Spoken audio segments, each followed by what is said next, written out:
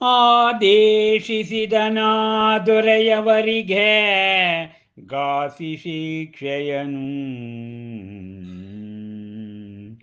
ಅಂತೆ ಕರೆದೊಯ್ದವನನ್ನು ಭಟರು ಊರ ಹೊರಗೆ ಏರಿಸಲು ಶೂಲಕ್ಕೆ, ಬಳಿಕ ಬಿಗಿದವರಿಗೆ ಉರುಳನು ಕೊರಳಿಗೆ. ಆದರವರು ಸರಿಸಿದೊಡನೆ ಆಧಾರವನು ತುಂಡರಿಸಿತಾಗಾಸಿಯುರುಳು. ಹರಿದು ಹೋಗುವಂತೆ ಕಾಗದದ ಹಗ್ಗವೋ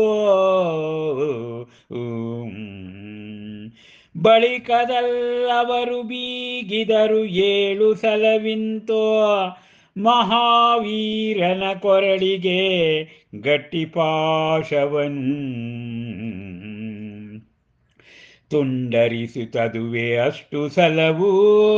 ಭಯಭೀತರಾಗಿ ಅದರಿಂದಲಾ ಮಂದಿ ಅರುಹಿದರು.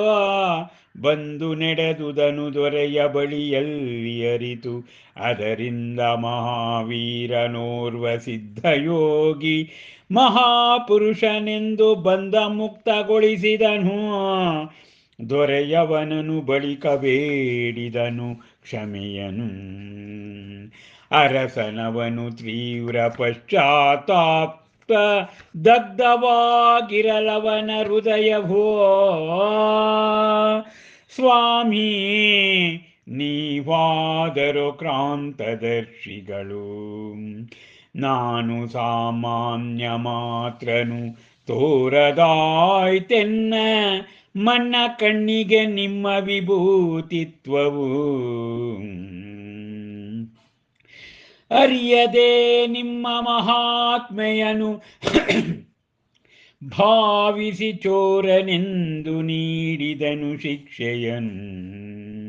ಅಂತೆ ದಯ ತೋರಿ ನೀವೆನ್ನ ಬಗೆಗೆ ಮುನ್ನಿಸಿ ಎನ್ನಿಂದಾದ ಮಹಾಪರಾಧವನು ಪ್ರಭುವೇ. ಆದರ ಸಂಗಮನೊಪ್ಪದೆ ಪರಾಜಯವನು ಮುಂದುವರಿಸಿದನು ತನ್ನ ದುಷ್ಟ ಕಾರ್ಯವನು ಬಿಡದಂತೆ. ಬೇವು ಕಹಿಯನ್ನು ಎಷ್ಟು ತೊಳೆದರೋ ಅಂದೊಮ್ಮೆ ಉತ್ಸವವಿರಲು ರುಜುಗ್ರಾಮದಲ್ಲಿ. ತಯಾರಿಸಿದರು ಮನೆ ಮನೆಯಲ್ಲೂ ಕ್ಷೀರಾನ್ನವನು ನೈವೇದ್ಯಕ್ಕಾಗಿ. ವಿಹರಿಸುತ್ತ ಬರಲಲ್ಲಿಗೆ ಭಿಕ್ಷೆಗಾಗಿ ಮಹಾವೀರನು ಅರಿತದನು ಬಂದನಲ್ಲಿಗೆ ದುಷ್ಟ ಸಂಗಮನು. ಹಗಲನ್ನು ಹಿಂಬಾಲಿಸುವ ಇರುಳು ನೆರಳಿನೊಲು ಅಂತೆ ಕೆಡಿಸಿಲವನು ಆಹಾರವನು ಅರಿತು. ಮಹಾವೀರನದನು ತೊರೆದನ ಕೂಡಲೇ ಊರನು.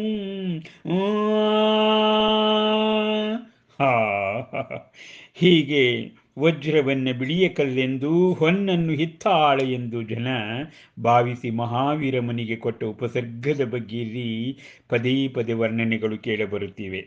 ಹೀಗೆ ಭಟರವನನ್ನು ಊರಿನ ಹೊರಭಾಗಕ್ಕೆ ಶೂಲಕ್ಕೆ ಹಾಕಲು ಕರೆದುಕೊಂಡು ಹೋಗುವಾಗ ಅವನ ಕೊರಳಿಗೆ ಉರುಳನ್ನು ಹಾಕ್ತಾರೆ.